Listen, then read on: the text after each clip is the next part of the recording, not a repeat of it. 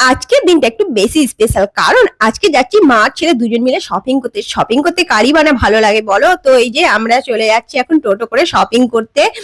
তো এই দেখো আমরা এসে গেছি বাজারে। তো বাজারে আসার পর আমরা এখন যাব মলে। তো মলে সেখানে গিয়ে প্রথমে আমার ছেলের ব্লেজার পছন্দ করা হচ্ছে, তো কোনটা নেবো এখন পরে পরে দেখাচ্ছি ওকে যে কোনটা ভালো লাগছে।